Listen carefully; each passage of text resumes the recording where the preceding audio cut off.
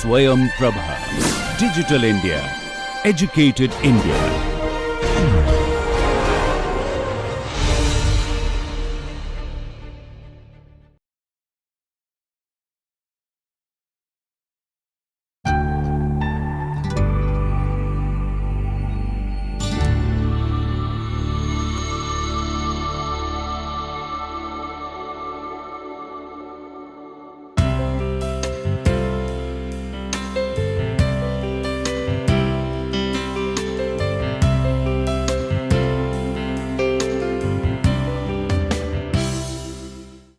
Good morning and welcome back to my course Partition of India in Print Media and Cinema. So, we are going to continue today with our discussion on women and women in the context of partition.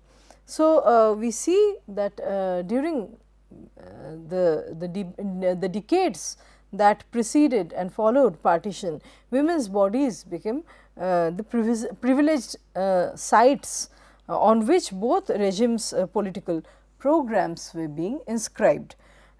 So, a lot of public parading of nude women, women that were tattooed with religious symbols such as Allahu Akbar or Jai Shri Ram, and of course, their body parts being mutilated. So, we see these the carnage, the insanity being imprinted on the bodies of the women. So, there were two treatments that I was talking about in my earlier lecture also. Either the woman was being treated as a goddess, she had to form herself, shape herself in the line of the values that represented the figure of the figure of Durga or Sita, or conversely she would be violated by the other male, the male from the other community. So, they were principally seen as sacrificial mothers, the bearers and nurturers of the religions and the communities' males. So, it is important for us to understand that Kali as a goddess is never considered as an ideal figure, and her values are never, they are not expected to be emulated, they are not expected to be owned and repeated. Those are not the qualities that shape the idyllic domicile space. Kali is an awe-inspiring, a formidable figure. She is redoubtable and she is violent. So, only the male Swadeshis worship her before going to the war. So, the violent woman, even as she is worshipped, the courage that Kali bestows, the male worshippers, the sons of the nation are takers of blessings from Kali, not the women. Women are not expected to shape themselves in the image of Kali. She inspires awe and fear. So, we would see that following any type of community conflict, female bodies were deemed as unclean and a disgrace to a religion and community when they were raped. So, women throughout had a great inspirational role, and yet were given a passive space within the discourse of resistance against the colonizers. So, a very passive function within the discourse against the resistance against the British Raj, against the colonizers. So, it revealed the patriarchal attitudes about women's bodies in a society. The rehabilitation, the laws that shaped the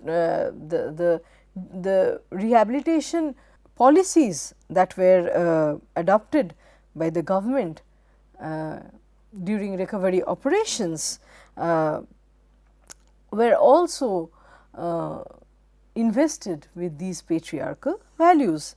They were deeply invested with the males' notions of pure and impure, and the male anxiety about the woman's body, obsession about the woman's body.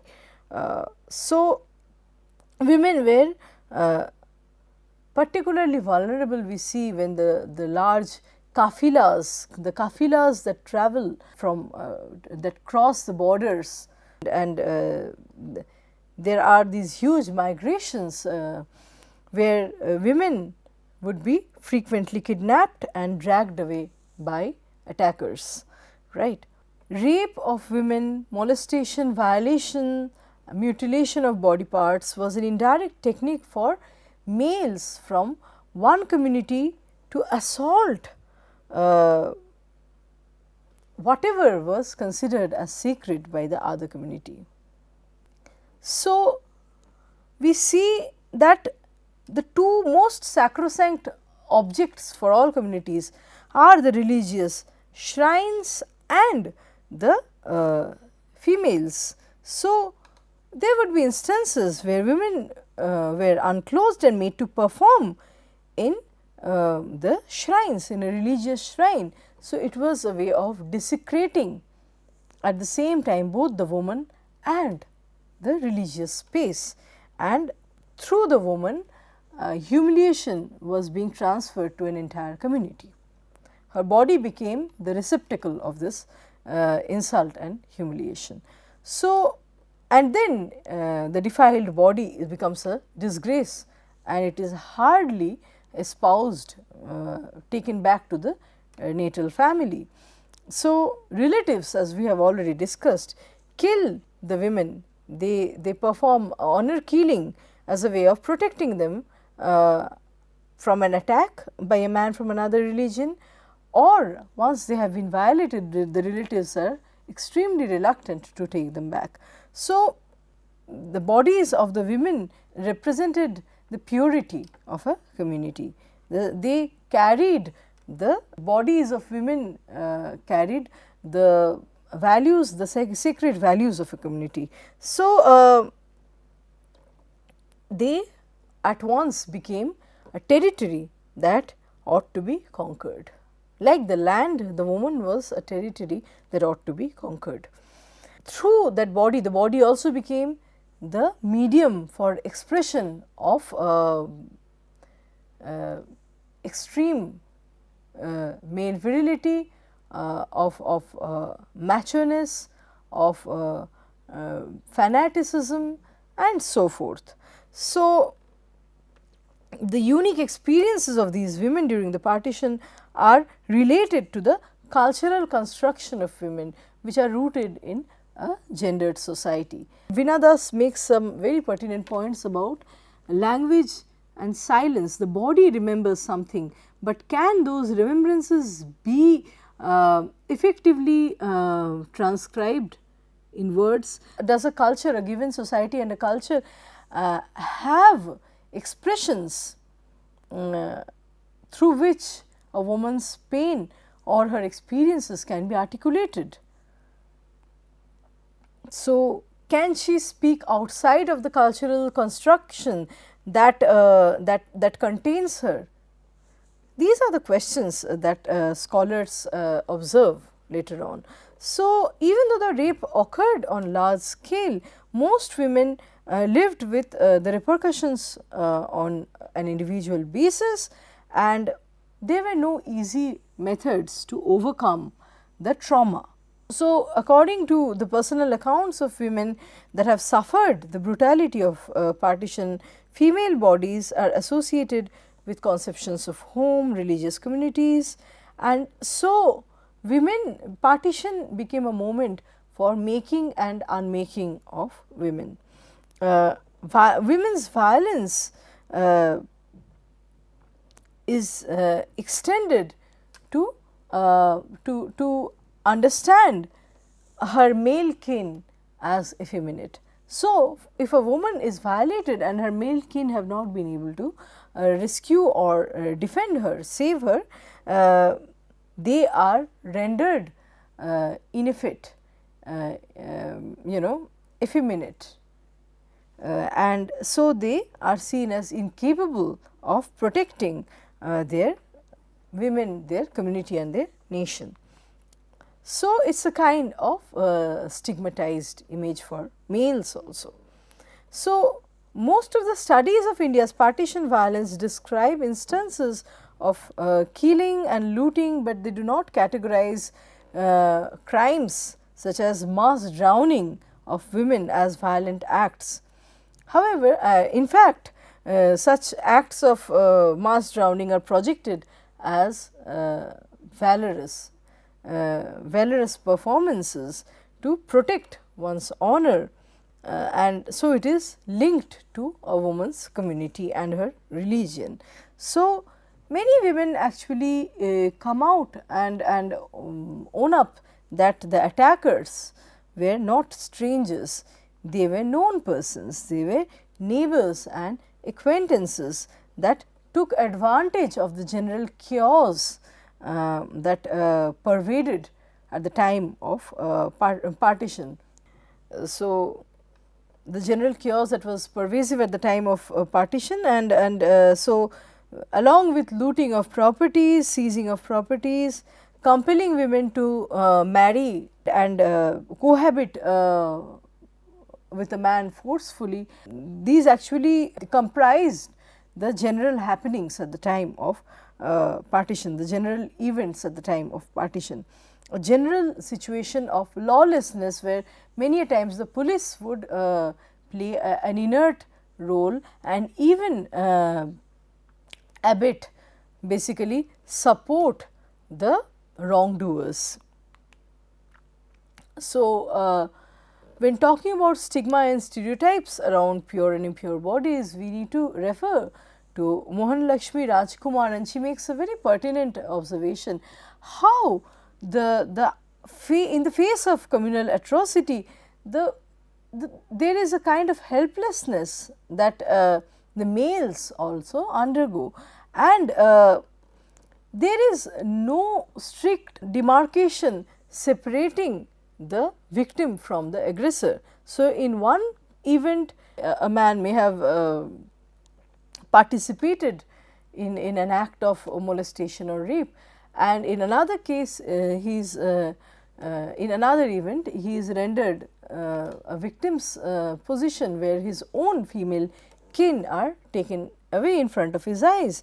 So, the powerlessness of the male protectors become proportional to the vulnerability of the women.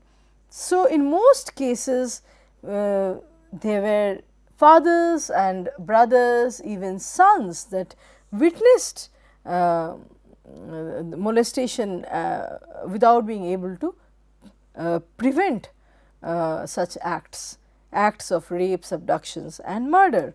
So, there is an essay written by Satyendra Prasad Biswas in Bengali, and it is called Mukto Shimanter Shesh Raat, or the last night at the open border, where he sees he carries that memory with so much of guilt. It is a guilt laden memory, if we may, of violence on a particular woman. He witnesses that, but he is so scared that he just saves his own life and he never sees the woman again. So, the bodily violence on women for these male riot survivors is also an impression that is so traumatic. So, the impressions of bodily violence on women and something that was witnessed by helpless males, they traumatize the witnesses as well. So, Rajkumar sees the mob, the collective nature of mob itself as an epitome of masculine helplessness, and their rage at not being able to prevent humiliation and desecration of the women folk by the enemy groups. So, basically the expression of rage, the angst, the retaliation, the retaliatory acts that we see carried out by a mob through dishonoring the enemy's mothers and sisters and wives and so forth, is the only way to mending their own injury, the injury that was caused to their collective male ego. So, a mob is actually shaped, the rage of a mob is shaped by its sense of helplessness, guilt and injury to its collective male ego. And Mohanalakshmi Rajkumar explains how the status of the mothers and sisters went on to represent the female population, the entirety of the female population of a community. So, there was a point where people were ceasing to become individuals with a name, a distinct name and a distinct identity. We see in a short story by Kishan Chandar, it is called Peshawar Express, where a very quiet man, he is called Babu throughout the story. So, he is the Babu, the vegetarian Babu that the Pathans make fun of, and this man towards the end of the story becomes a murderer. So, partition is responsible for turning ordinary people, people that could never imagine of killing anyone, into guiltless murderers. And the process of killing is additive. Once a person has killed someone from the other community, there is no looking back, he becomes a murderer. So, the Babu at the end of towards the end of the short story is hiding an iron rod, and he has a smile on his face. So, he has imbibed the violence that has been normalized and naturalized in his surrounding. So, the violence tends to shape the identity of ordinary people, or I mean a neighbor can suddenly turn into a murderer and so forth. So, sanity is not there, and when there is an apparent return of sanity in the post partition decades, the educated middle class socially conscious men are trying to make amends for what have happened. So, with the aim of salving their own restive memory, the memory that is fraught with so much of guilt, through offering service to all these, not all, but to these female riot victims that they could not protect at that time. So, many middle class educated men at that time, there were instances of these men coming forward to marry the female victims. And so, because marriage at that time, according to the middle class imagination, marriage was considered as a kind of security for a woman. So, these educated males in many instances would come out and offer to marry the female victims, and in the process they would go against their families and even the traditional values. So, rather than centralizing only the woman as the game of the partition, we see in Khadija Mastur's short story that the partition violence Khadija Mastur sees the partition violence in terms of a total collapse of the protectionist ideals. So, the protectionist ideals were being endorsed, were being harbored, valued and yet transgressed by the one and the same man. So, in one situation, if a man played the role of a rescuer, in another he was the transgressor, he was abetting a crime. So, man's position as a protector and violator would be hardly differentiable, as he primarily assumed the gender roles available within family rhetoric, seeing female citizens subjects. So, females were seen either as part of the man's self or as the other. So, this is the kind of masculinist, the sense of dominance that is normalized and that is inculcated in men, and so they can think of a woman as either an extension of his own identity that needs to be protected, or conversely an extension of his enemy's identity that needs to be tarnished. So, in Khadija Mastu's short story, they are taking me away, father, they are taking me, we see the volunteer's character is a victim of traumatized memory. So, we see that a sexually vulnerable girl that a mob is trying to take away as a spoil of their male victory is compared to a lamb, and she is appealing to the mob to have pity on her and not touch her. However, the volunteer's agony lies in not being able, the volunteer's agony therefore lies in not being able to carry out the chivalrous ideology that he represents, and the mob questions him, where was the humanity then? So, the mob question, while dragging the girl away, the mob questions the volunteer, where was humanity then, and where were you? So, there is a reference that in a previous case of violence, this vocal figure, the volunteer that is so vocal right now, was a passive colluder. He was colluding to an earlier case of violence, maybe because the girl was not from his own community. So, seen in this way, the men do not remain only the actors of the partition, but they are also played upon. Partition plays on these men, and they are rendered status of pawns, right.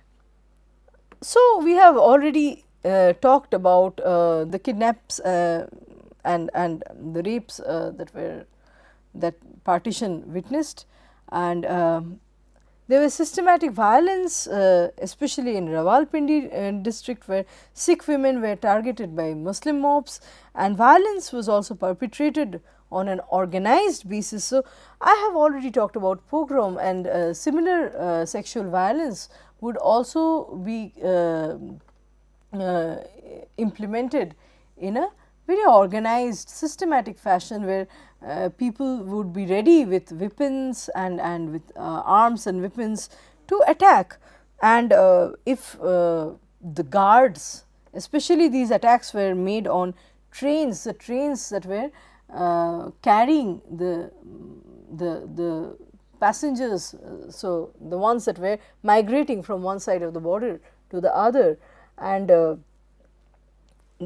we see that the guards, if the guards were from the community of the attackers, then they would, the police and the guards would hardly prevent the attackers, they would abet in that crime. So, violence, we see the case of Pathans taking away Hindu and Sikh women from refugee trains, and Sikhs and Jats also periodically took away the Muslim women. And so, the higher estimate would say that almost 1 million people were slaughtered in different parts of India. In Punjab alone, almost 6 lakhs were slain. And so, I have already talked about the nature of this fire spreading, the great Calcutta killings.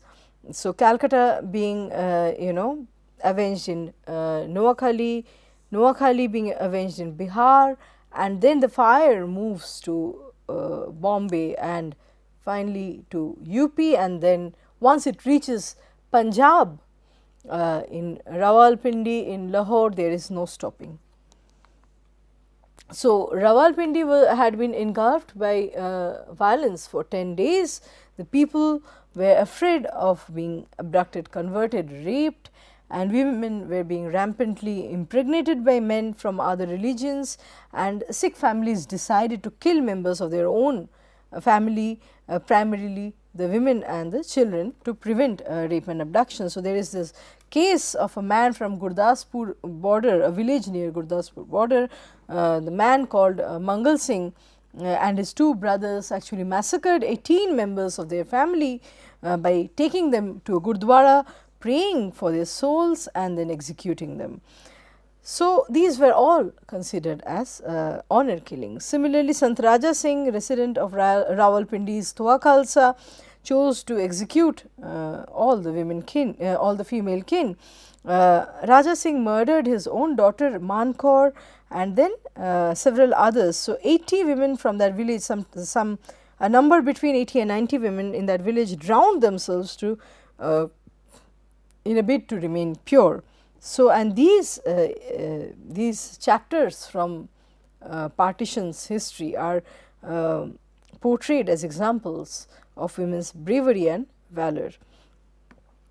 So, we see the novel Tamas by Visham Sahni actually piqued the interest of Punjabis, and so the topic of honor killing had come up through its projection in Tamas.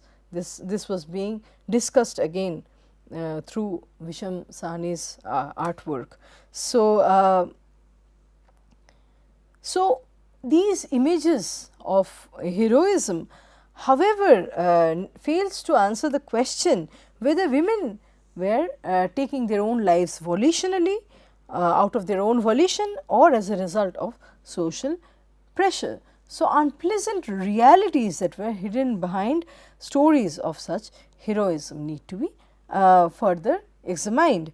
So, we see several stories by Saadat Hasan Manto that talk about women being violated not only by men from the other community, but taking advantage of the general chaotic situation, men from one's own community, like we see in the story Kholdo, the return, the protectors, the volunteers actually take the girl and rape her.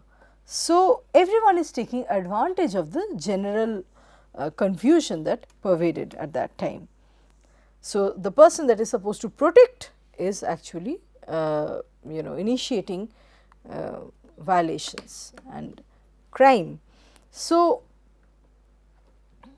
women actually bore a very complex position and a kind of, on the one hand they have their agency, yet it emerges through an interplay of gendered, class and religious values. So, the sexual and gendered imagination of ethnic communities can be traced back to colonial ideology, and this is something I have already said before. So, the imagination of the Muslim, the quintessential Muslim as aggressive, the quintessential Hindu as effeminate and passive and tolerant, these are the values that have been bequeathed through colonial ideology, from colonial imagination. We have these have been passed on to the South Asians as a result of the colonial legacy that we have. So, the communal divide rests on the myths about the other, right, and similarly the narrative actually gets topsy-turvied when it reaches Pakistan. So, the values are reversed. In Pakistan, Pakistan's nationalist discourse, they are talking about the good Muslim being victimized by the bad Hindu. So, Ritu Menon talks about the focus on the body of the abducted woman in the post-partition times, and through the entire recovery mission performed by India and Pakistan. So, rehabilitation is apparently a humanitarian endeavor that is carried out by a welfarist paternalistic nation, yet it is a significant way to define identities and demarcate women's bodies in terms of communities, gender and their national belonging. So, women's sexuality became a focal point of arguments, of discussion. Suddenly, there was a kind of obsession around the woman's body, and so since it had been violated by abduction, transgressed by forced conversion and marriage and exploited through illegal cohabitation and reproduction, it needed to be rescued now. And through this act of rescue, the project of rescuing the good woman would actually shape the image of the charitable, educated, modern man. That is a man that is also willing to espouse the woman as his equal partner. But this was I mean definitely the righteous talk that the leaders were doing at that time. The real situation was vastly different from the ideal that was imagined, the ideal man and his duty towards the estranged female kin.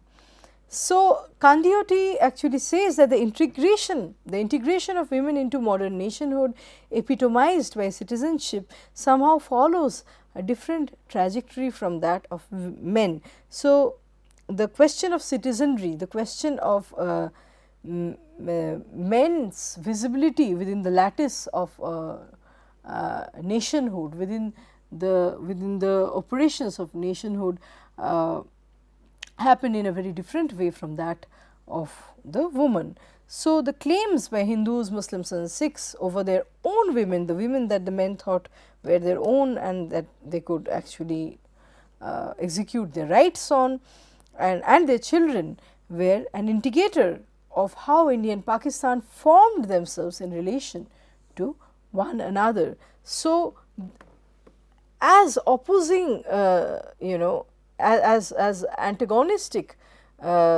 entities, the two nation states, abutting nation states that shaped themselves in opposition from one another's values, the women and the children were actually appropriated in defining these oppositional meanings. And so, the way of determining and maintaining honor and restoring moral order would also be ensured through the policies centering the woman and the children, the women and the children. So, social reform movements with widow remarriage, sati, intended to lift women's sexuality out of the domain of traditional and insert it into political and social agenda of Indian womanhood. So, whether such inclusion within the political scape of the nation state was actually making a case for the woman's emancipation or otherwise, or the lack thereof, or she was being incarcerated in an alternate in a different fashion, is something that needs to be probed. So, she was certainly moving out of the domicile space, but her inclusion within the national agenda of womanhood, was this emancipating or otherwise? Kandioti also says that wherever women serve as boundary markers between different national, ethnic and religious collectivities, their own rights are jeopardized. Women do not they do not endorse their individual self that is capable of taking charge of their own future. They represent the purpose of certain masculinist forces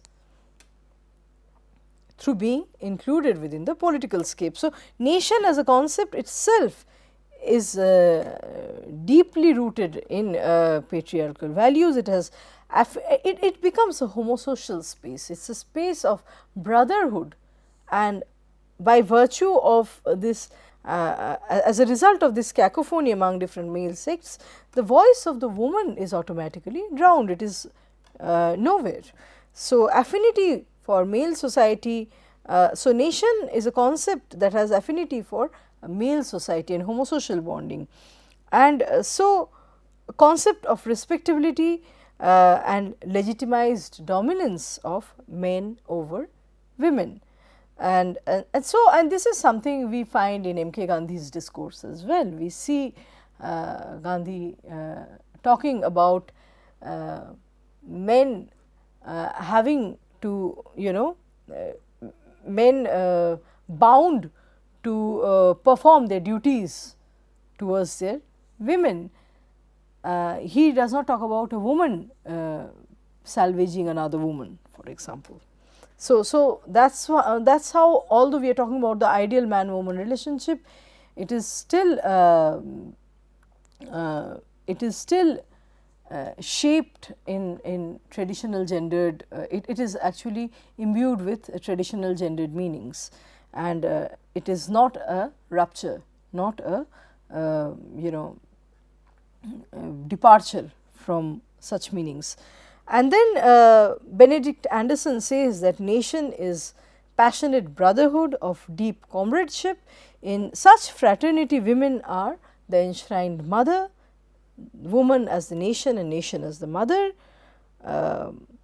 and the entire the national machinery, the machinations of nation promote the machinations of nation promote male-male arrangement, and it leads to what we have as the all male history, a state where the women have only secondary services to men.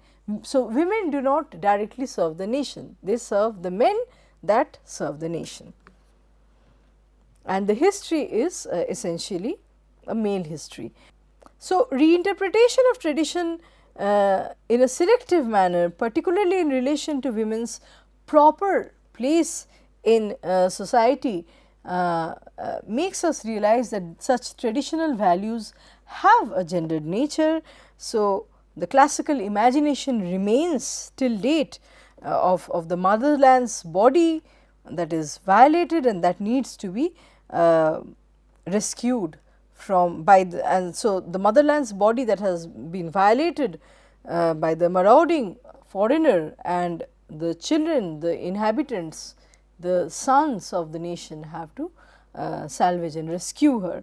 And Perry Anderson says that nation is haunted by definitional others and shaped by what it opposes. So, rather than this could have just going back to some of the critical thinkers, this could have a Derridian meaning of nation, a deconstructionist meaning of nation, itself an empty sign that develops in opposition from others. So, India becomes India essentially becomes not Pakistan, just like Pakistan becomes not India. Rather than what it is, the qualities that define the nation is through what it is not, through negation and not through affirmation, like Perry Anderson tells us. So, India, we see this kind of binarism with in the ensuing decades, we see India becoming synonymous with qualities such as democracy, secularism, socialism versus Pakistan, that is seen through qualities as Islamic. So, Pakistan is Islamic, feudal, and so for seen from the lens of India, Pakistan is statedly unmodern. At this, I would like to stop today's lecture, and we will meet for another lecture. Thank you so much.